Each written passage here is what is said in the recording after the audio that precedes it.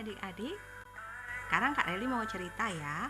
Hari ini Kak Reli bercerita yang judulnya Alkitab atau Bruno. Nah, ada seorang anak kecil yang bernama Yohan. Dia memiliki seekor anjing lucu yang dia beri nama Bruno.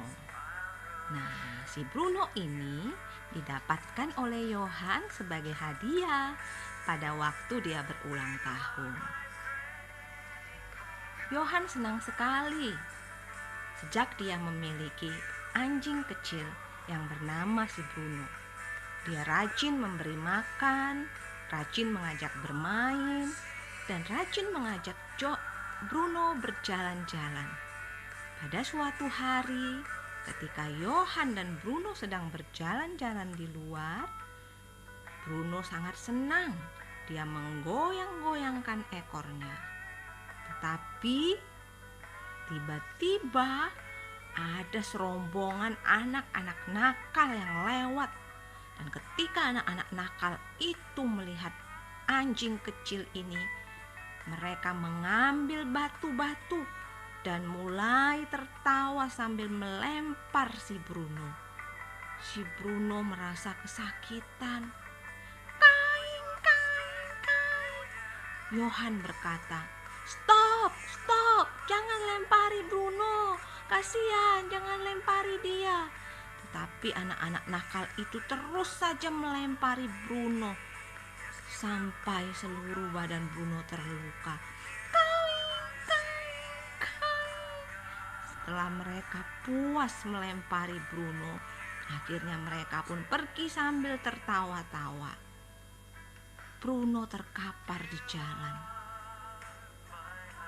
Badannya penuh dengan luka.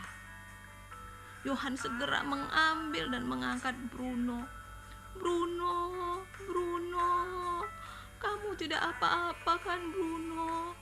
Tapi Bruno terdiam. Badannya penuh dengan luka. Yohan menangis.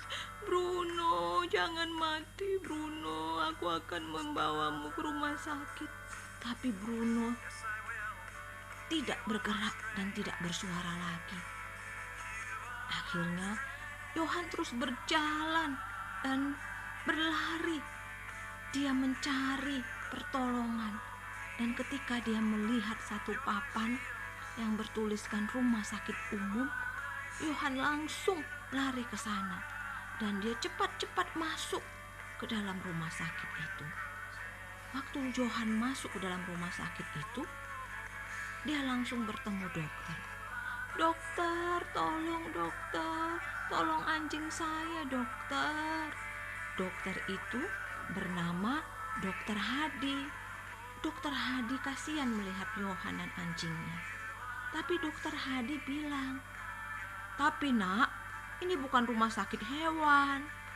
Ini rumah sakit untuk manusia. Ini rumah sakit umum. Dokter, tolonglah. Ada anak-anak nakal yang sudah melempari Bruno. Lihatlah Bruno kesakitan. Kalau dokter tidak dapat menyembuhkannya, tidak apa-apa dokter. Tapi supaya dia tidak kesakitan, buatlah dia tidur. Maksud Yohan, kalau dokter tidak dapat menyembuhkan Bruno, biarlah dokter itu membuat Bruno mati supaya Bruno tidak kesakitan lagi. Dokter Hadi kasihan melihat Bruno. Meskipun dia dokter manusia dan bukan dokter hewan, akhirnya karena kasihan dia pun mengambil Bruno. Baiklah, siapa namamu nak? Namaku Yohan. Sini anjingmu. Terima kasih dokter. Tolong buatlah dia tidur ya dokter, supaya dia tidak kesakitan lagi. Yohan segera membalikkan badannya. Dia tidak tega melihat anjingnya kesakitan. Dan dia juga tidak tega harus melihat anjingnya mati. Dan dia pun segera berlari meninggalkan rumah sakit itu.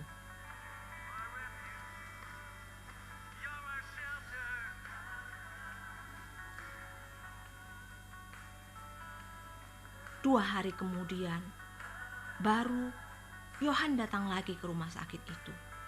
Di dalam hatinya, Dia sudah bertekad, aku akan mengambil mayat anjingku dan aku akan menguburkannya di halaman rumah.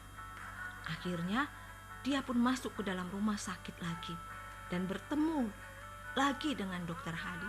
Dokter, bolehkah aku mengambil mayat anjingku? Aku akan menguburkannya, dokter. Dokter Hadi membawa Yohan ke sebuah ruangan khusus. Ayo nak, aku memang sudah menunggumu karena kau tidak memberitahukan di mana alamatmu. Mari masuk. Kemudian dokter Hadi dan Yohan pun masuk ke ruangan khusus.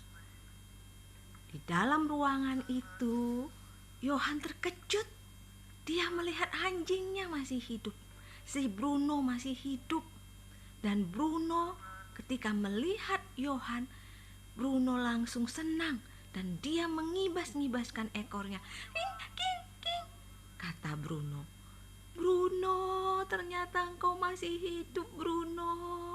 Bruno, aku sudah rindu kepadamu, Bruno. Ternyata kamu masih hidup. Akhirnya Yohan pun berkata kepada dokter Hadi, terima kasih ya dokter. Dokter sudah menyembuhkan anjingku. Berapa biaya yang harus kubayar untuk perawatan anjingku? Dokter Yohan berkata, memangnya kamu punya uang berapa? Aku gak punya banyak uang, dokter, tapi ada beberapa barang di dalam tasku. Aku akan memberikannya untuk mengganti biaya perawatan anjingku. Coba keluarkan. Apa saja sih isi tasmu? Kata dokter Hadi. Kemudian Yohan mengeluarkan isi tasnya. Ada buku cerita, kemudian ada pensil, ada kelereng, ada permen. Cuma ini yang kau punya, kata dokter Hadi. Sebenarnya sih masih ada satu lagi, dokter. Tapi aku tidak bisa memberikannya kepadamu. Ini buku kesayanganku. Coba lihat, apa itu yang kau tidak mau berikan kepadaku? Yohan mengeluarkan satu buku kecil di dalam tasnya. Ini Alkitab, dokter. Kenapa kau tidak mau menyerahkan Alkitab itu? Karena ini buku kesayanganku, dokter. Di dalam Alkitab ini, aku mengenal Tuhan Yesus. Aku tahu bahwa Tuhan Yesus menyayangiku dan sudah menyelamatkanku. Kau boleh membawa pulang anjingmu kalau kau mau menyerahkan Alkitabmu itu. Tidak, dokter, aku tidak mau. Kemudian Yohan pun berlari meninggalkan dokter Hadi. Bahkan dia meninggalkan si Bruno anjingnya karena dia tidak mau memberikan Alkitabnya kepada dokter Hadi. Tetapi dokter Hadi tidak tega. Akhirnya dokter Hadi pun mengejar Yohan sambil membawa anjingnya. Dan akhirnya dokter Hadi dapat mengejar Yohan. Yohan, tunggu nak, tunggu, kata dokter Hadi. Ini anjingmu. Tapi dokter, maukah kau meminjamkan Alkitabmu 1 hari saja untukku? Aku tidak akan mengambil Alkitabmu, tapi aku mau meminjamnya sehari saja. Benar ya dokter, 1 hari saja ya. Dan aku akan mengambilnya kembali. Tentu nak, itu janji saya. Akhirnya Bruno pun diserahkan kepada Yohan. Dan Yohan meminjamkan Alkitabnya untuk 1 hari untuk dokter Hadi. Sesampainya di rumah, dokter Hadi berkata kepada istrinya, "Mah, lihat apa yang kubawa. Buku ini sangat berharga.